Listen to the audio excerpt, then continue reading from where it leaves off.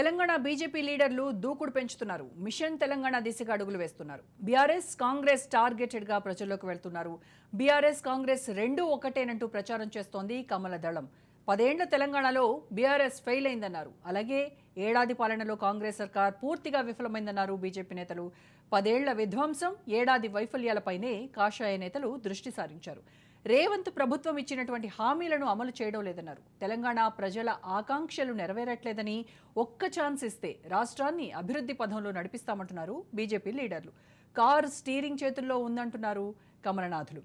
దీనికి సంబంధించి పూర్తి ఇన్ఫర్మేషన్ మా ప్రతినిధి రాజిరెడ్డి లైవ్లో అందిస్తారు. రాజిరెడ్డి, మొత్తానికి బీజేపీ ఇక రంగంలోకి దిగబోతోంది తెలంగాణ టార్గెట్గా. అలాగే కాంగ్రెస్ అధికార పక్షాన్ని, అటు గత ప్రభుత్వాన్ని కూడా, ఇద్దరిని కూడా ఏకధాటిగా ముప్పేట దాడి చేయబోతున్నట్టుగా మనకి తెలుస్తుంది. రైట్, తెలంగాణలో ఏం జరగబోతోంది నిజంగా? అంటే బీజేపీకి అంత బలం ఉందా?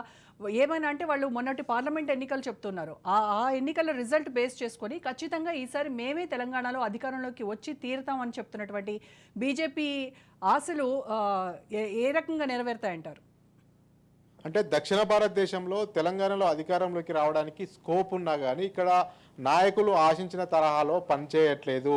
ఇక్కడ ఒక ఎజెండాను ఫిక్స్ చేయట్లేదు, ఆ ఎజెండాను తీసుకెళ్లట్లేదు, ప్రజల్లో ఏం చేస్తామో చెప్పట్లేదు. అదేవిధంగా అధికార పార్టీని ప్రశ్నించడంలో కానీ, గతంలో అధికారంలో ఉన్నటువంటి బీఆర్ఎస్ ఏం చేసిందో చెప్పడంలో కానీ బీజేపీ వైఫల్యం చెందుతుంది. అందుకే బీజేపీ ఈ రకంగా వెనుకబడిపోతుంది తెలంగాణలో అనేది కూడా జాతీయ నాయకత్వం గుర్తించినట్టు తెలుస్తుంది. అందులో భాగంగానే ఇక ఆలస్యం అమృతం విషం, ఇక ఏమాత్రం తాత్పర్యం చేయకుండా దూకుడుగా వెళ్ళాలి. తెలంగాణలో ఓవైపు ఇప్పుడు కాంగ్రెస్ అధికారంలో ఉంది, సంవత్సర కాలం పాటు కాంగ్రెస్ పాలన పూర్తి అయిపోయింది. అయినా కానీ ఇచ్చినటువంటి 6 గ్యారంటీలను అమలు చేయట్లేదు అనేది కూడా పెద్ద ఎత్తున ప్రజల్లోకి తీసుకెళ్ళాలి, ఉద్యమాలు పోరాటాలు చేయాలి. అంతేకాకుండా మరోవైపు బీఆర్ఎస్కు సానుభూతి పెరగకుండా, బీఆర్ఎస్కు సింపతి పెరగకుండా అరికట్టాలంటే ఇటు బీఆర్ఎస్ను అటు కాంగ్రెస్ను రెండు ఒకే గూటికి కట్టి ఏకకాలంలో 2 పార్టీల పైన అటాక్ చేస్తేనే బీజేపీకి భవిష్యత్తు ఉంటుంది అనేది కూడా బీజేపీ జాతీయ నాయకులు ఆలోచన చేసినట్టు తెలుస్తుంది. అందులో భాగంగానే రాష్ట్ర నాయకత్వాన్ని కూడా సూచించినట్టు తెలుస్తుంది. ఇక రాష్ట్రంలో ఉన్నటువంటి నేతలు ఉన్నటువంటి అంతర్గత విభేదాలు వీడండి, మనస్పర్ధలు వీడండి, అందరూ కలిసి పనిచేయండి, ఐక్యమత్యంతో ముందుకెళ్ళండి.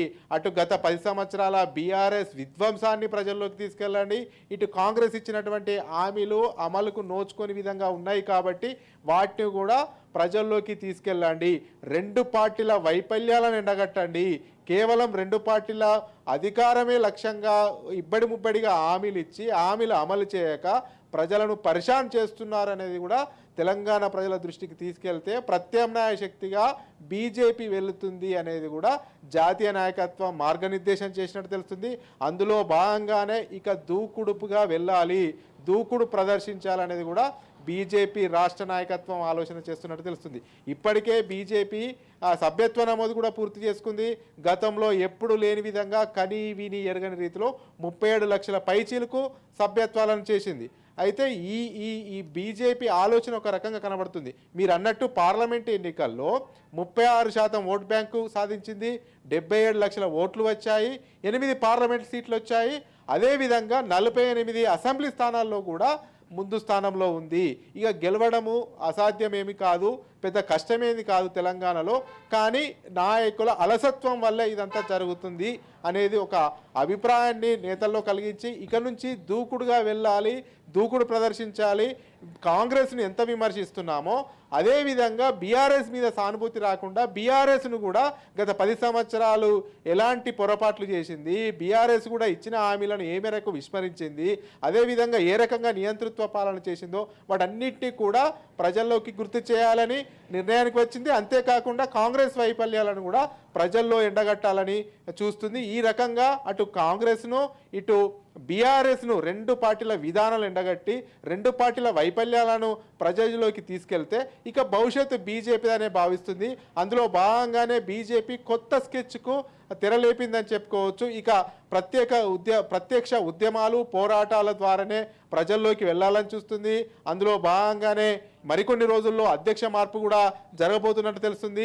అధ్యక్ష మార్పు జరిగిన తర్వాత ఇక దూకుడు ప్రదర్శించాలి, ప్రజల్లోకి చొచ్చుకెళ్ళాలి, రెండు పార్టీల వైఫల్యాలను ఎండగట్టాలి. రెండు పార్టీలు తెలంగాణలో అధికారంలోకి వచ్చాయి, కానీ ప్రజలకు తెలంగాణ ఉద్యమ ఆకాంక్షలు ఏ మేరకు కూడా నెరవేర్చలేదు. తెలంగాణ ఉద్యమ ఆకాంక్షలు నెరవేరాలంటే అది బీజేపీతోనే సాధ్యము, డబుల్ ఇంజన్ సర్కార్తోనే సాధ్యమనే భావనను ప్రజల్లో కలిగించాలంటే ముందు ఈ రెండు పార్టీల వైఖరిని ఎండగట్టి రెండు పార్టీల విధానాలను ప్రజలకు తీసుకెళ్ళి ముఖ్యంగా యువతలో ఈ రెండు పార్టీలు ఫెయిల్ అయ్యాయని పెద్ద ఎత్తున చర్చలేపి ఆ తర్వాత జమిలీ ఎన్నికలు వచ్చినా లేకపోతే రాష్ట్రంలో ఎప్పుడు ఎన్నికలు వచ్చినా కానీ ప్రత్యామ్నాయ శక్తిగా ఎదగాలంటే ఇప్పటి నుండే కష్టపడాలి, ఇప్పటి నుండే గట్టిగా ఫైట్ చేయాలనేది ఒక నిర్ణయానికి వచ్చినట్లు మాత్రం తెలుస్తుంది. రోజా రాజురెడ్డి, అయితే ఈ ప్రచారాన్ని ఏ రకంగా జనాల్లోకి తీసుకువెళ్తారు? అంటే పాదయాత్రలు చేస్తారా, లేదంటే సభలు అలాంటివి కండక్ట్ చేస్తూ ప్రజల్లోకి ఈ గత ప్రభుత్వాల వైఫల్యాల్ని ఎండగట్టేటువంటి ప్రయత్నం చేస్తారా? ఇన్ కేస్ సభలు అయితే జాతీయ నాయకత్వం కూడా ఈ సభలకు అటెండ్ అయ్యేటువంటి అవకాశాలు ఉంటాయా?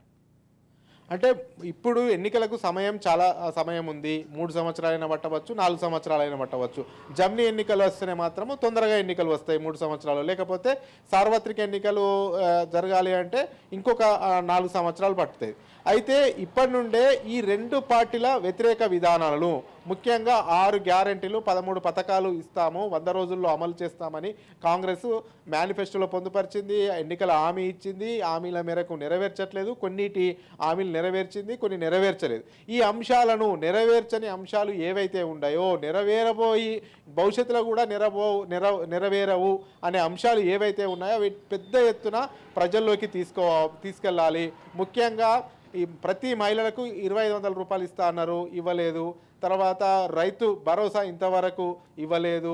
ఈ నిరుద్యోగ భృత్యా ఇస్తామన్నారు, ఇవ్వలేదు. ఇలాంటి అంశాలు ఏవైతే ఉన్నాయో, పెన్షన్లు పెంచుతామన్నారు, పెంచలేదు. ఇలా ఏవైతే అంశాలు ఉన్నాయో ఆ అంశాలను పెద్ద ఎత్తున ప్రజల్లోకి తీసుకెళ్ళాలి. కళ్యాణ లక్ష్మితో పాటు తులం బంగారం ఇస్తా అని చెప్పారు, ఆ హామీలు కూడా నెరవేర్చలేదు.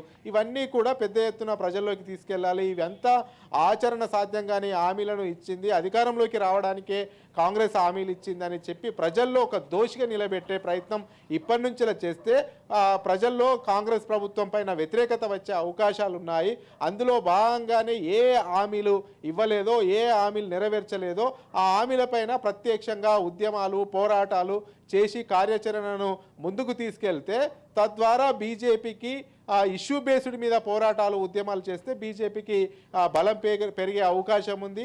ఎట్ ఏ టైం ఇక్కడ ఇచ్చినటువంటి హామీలను కాంగ్రెస్ నెరవేర్చలేదు, అదే కాంగ్రెస్ను విమర్శించుకుంటూ ప్రజల్లోకి బీఆర్ఎస్ వెళ్తుంది కాబట్టి బీఆర్ఎస్కు మైలేజ్ వచ్చే అవకాశాలు ఉన్నాయి. కాబట్టి బీఆర్ఎస్ను కూడా గత 10 సంవత్సరాలు వాళ్ళు చేసినటువంటి నియంతృత్వ పాలన, అదేవిధంగా ఎవరిని కలవకపోవడము, బీఆర్ఎస్ ప్రభుత్వంలో కూడా ఇచ్చిన హామీలు నెరవేర్చకపోవడము, ఈ రెండు పార్టీలు దొందే అనేది కూడా ప్రజల్లోకి తీసుకెళ్తేనే అటు కాంగ్రెస్ వ్యతిరేకత బీఆర్ఎస్కు అడ్వాంటేజ్ కాదు, తద్వారా బీజేపీకి అడ్వాంటేజ్ అవుతుంది. కాబట్టి ఈ రెండు పార్టీలను విమర్శించాలి. ఈ రెండు పార్టీలను ఇదిను ఎప్పటికప్పుడు ఎండగడుతూ ప్రజల్లోకి వెళుతూ ఓ పక్క అధికారంలో ఉన్నటువంటి కాంగ్రెస్ పైన ఉద్యమాలు పోరాటాలు చేస్తే బీజేపీకి కలిసి వస్తుంది. ప్రత్యామ్నాయ పార్టీగా తెలంగాణలో బీజేపీ అవతరించే అవకాశాలు ఉంటాయని ఈ రకంగానే కార్యాచరణ రూపొందిస్తున్నారు.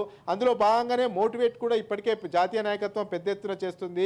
దక్షిణ భారతదేశంలో తెలంగాణలో అధికారంలోకి వచ్చే అవకాశం ఉన్న నేతలు సమిష్టిగా లేకుండా వర్గ విభేదాల వల్ల ఇక్కడ తెలంగాణలో చేతుల దాకా వచ్చినటువంటి అధికారాన్ని కూడా కోల్పోయింది. ఇక ఏమాత్రం అలసత్వం ప్రదర్శించద్దు, అందరూ కూడా వర్గ విభేదాలు వేడి ఏకతాటి పైన నడవాలి. ఇక్కడ బీఆర్ఎస్ను అదేవిధంగా కాంగ్రెస్ను రెండింటిని ఎండగట్టాలి. ఖచ్చితంగా బీజేపీకి స్కోప్ ఉంటుందనేది కూడా మొన్న ప్రధానమంత్రి రాష్ట్ర నేతలకు కూడా చెప్పినట్టు తెలుస్తుంది. ఈ యొక్క నేపథ్యంలో ఇక కార్యాచరణను సీరియస్గా తీసుకోవాలి, తెలంగాణలో ఉధృతంగా ముందుకు వెళ్ళాలి. ఆ రకంగానే వెళితే దక్షిణ భారతదేశంలో గతంలో కర్ణాటకలో అధికారంలో బీజేపీ వచ్చింది, ఇప్పుడు మరోసారి తెలంగాణలో కూడా వచ్చే అవకాశం ఉంటుందనేది కూడా పెద్ద ఎత్తున జాతీయ నేతలు మోటివేట్ చేస్తున్నారు. అందులో భాగంగానే సభ్యత్వాల మీద ఫోకస్ చేసింది. సభ్యత్వాలు గతంలో కని విని ఎరగని రీతిలో 37 లక్షల సభ్యత్వాలు వేసింది. ఆ సభ్యత్వాలతో పాటు ఇప్పుడు ఉన్నటువంటి గ్రామ స్థాయిల నుంచి మండల స్థాయి, జిల్లా, రాష్ట్ర స్థాయి కమిటీలన్నింటినీ కూడా చేంజ్ చేస్తుంది, కొత్త కమిటీలను వేయబోతుంది బీజేపీ.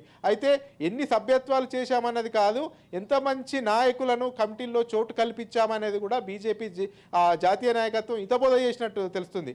గ్రామ స్థాయి నుంచి మండల స్థాయి, జిల్లా స్థాయి, రాష్ట్ర స్థాయి వరకు కూడా బలమైన నేతలకే కమిటీల్లో అవకాశం ఇవ్వాలి అనేది కూడా ఒక నిర్ణయానికి వచ్చినట్టు తెలుస్తుంది.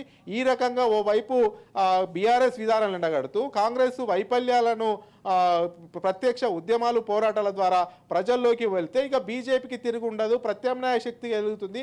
ఒక్క దెబ్బకు రెండు పిట్టలు, అటు బీఆర్ఎస్ను ఇటు కాంగ్రెస్ను కొట్టచ్చు.